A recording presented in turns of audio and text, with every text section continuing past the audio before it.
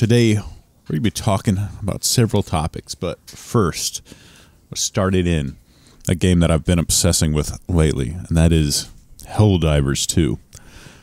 Now, this was from last week.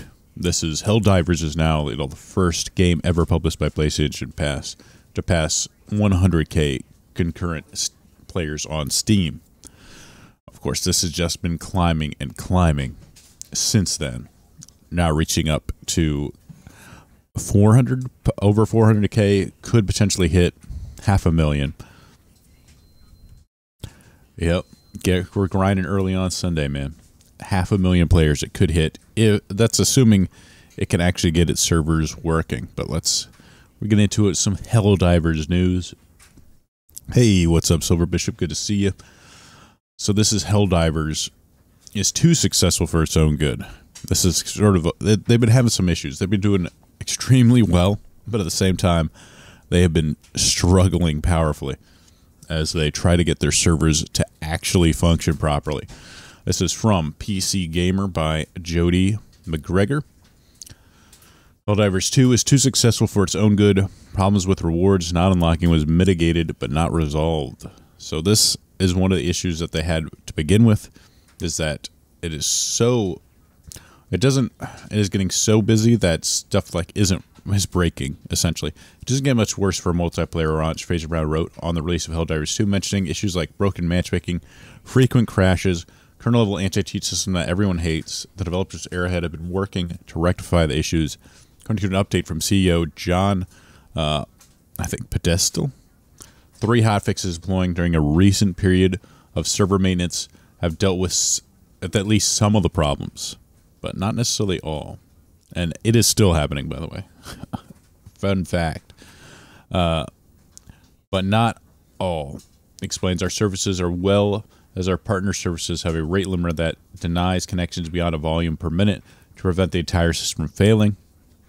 As PlayStation's biggest PC launch, Helldivers hit that limit hard, and which was responsible for multiple problems. The limit has then been doubled from 100 logins per minute to 10,000 logins per minute to 20,000, and the total server capacity from 250,000 concurrent players to 360,000, a capacity that Pilstead says was reached 5.5 minutes after the servers went back online. If you're still having trouble connecting, that's why. Though at least the increased servers should require less retries to get in. Just insane. It's becoming insanely popular as a word of mouth.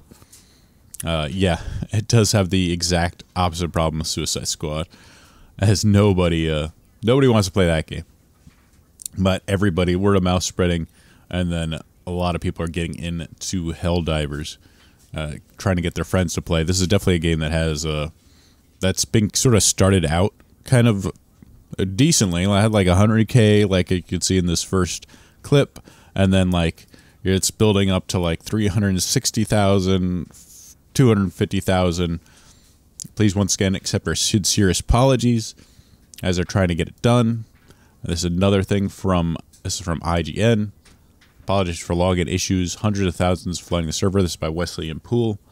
He had to issue an apology, in which he said, "Hey everyone, thank you for your patience during server maintenance. We deployed 3 rapid fixes."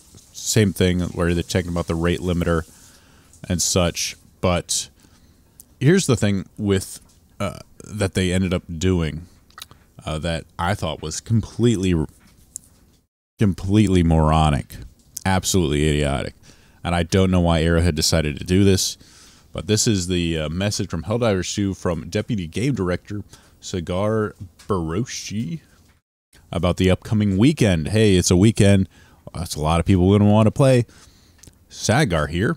Deputy Games Director of Helldivers 2, we are aware of the problems that cause some players' rewards not to be paid out properly at the end of missions. We are working to fix this, but in the meantime, we want to try and alleviate the impact as we head into the weekend. Therefore, from now until the end of Sunday, February 18th, the game will grant players XP and requisition bonuses at a 50% multiplier on top of your base mission score. You can tell this additional multiplier is active when you see the game Master Effect label accounting corrections while on the Super Destroyer. Many thanks for your patience and support and for the glorious cascade of memes you've been sharing. Now back down there at Helldivers and defend your cherry going against the Automaton Incursion. Well, you know, this is sort of standard fare for a live service game to, like, oh, hey, we messed up, but you know what?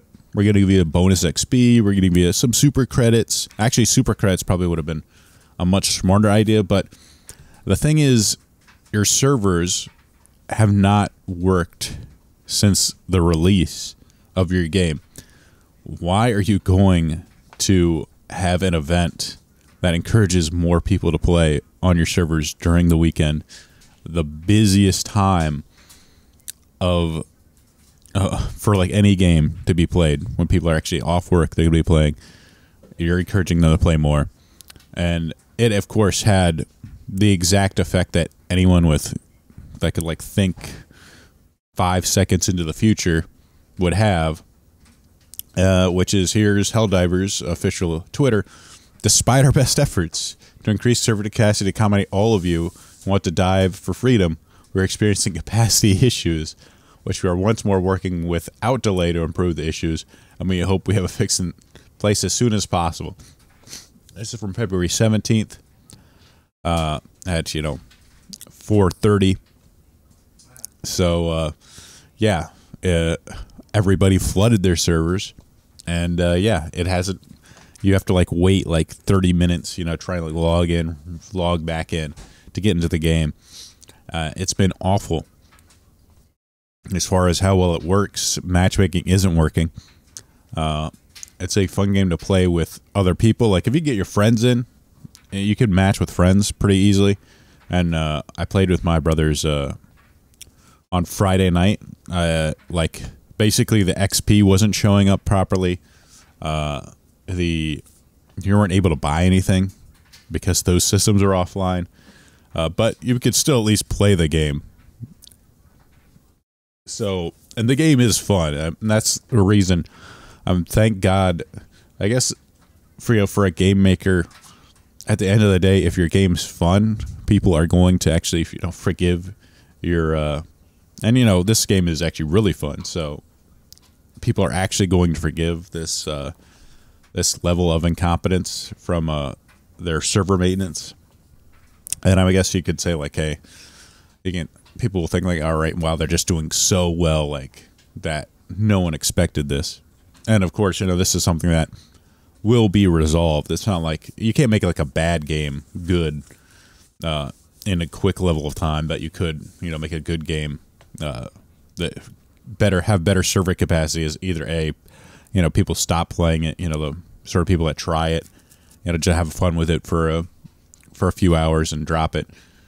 Eventually, the concurrent player base will go down as the sort of hype goes off of it, and the game itself will be playable in a smoother way.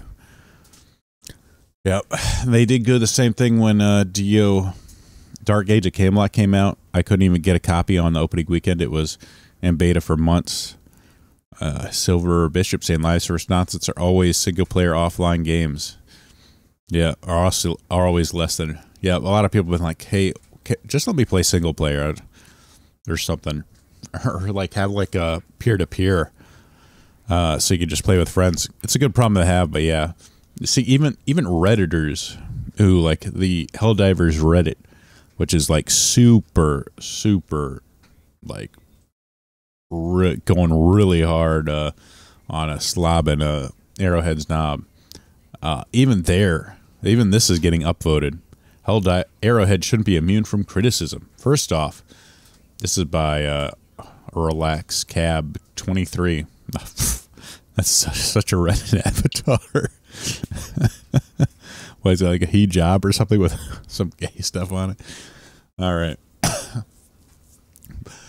No, first off, anyone being hateful and sending death threats can go pound sand. With that being said, I've seen plenty of people on the sub getting downvoted and shouted into oblivion for daring to criticize the studio, even if they're being respectful. I love this game, but I'm sure, as we all do, and I respect the hell out of the studio for busting their asses to fix what they can fix as fast as they can. I respect them even more for being active communicating with. But, big but here, Something about this game is constantly broken. Either the matchmaking doesn't work, or the servers are full, or the game crashes right as you're about to finish a 40-minute mission. You can't buy ship modules or stratagems, so I was having that on Friday, and we get no rewards for completing missions even during bonus XP weekend. We can't even log into the damn game to play it. I understand game development, especially in a live setting, is hard. No one said it's easy, but that's what we get. But that's what we pay for. We pay them for the hard work of developing a functional game. They took our money and so far have not delivered it.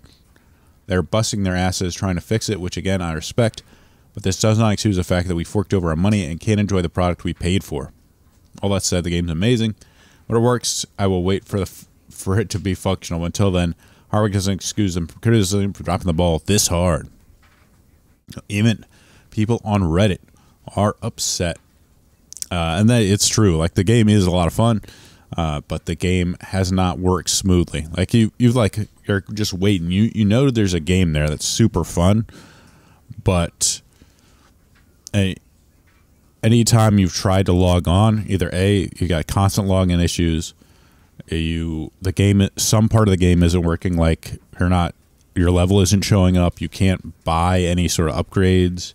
The upgrades, the rewards aren't showing up, or like they'll show up later. So you have no idea like how much stuff you're earning, or what you could buy if you could buy it. It's just, again, like, it's just been so buggy so far. It's like, wow, this game would be so awesome if only it was working.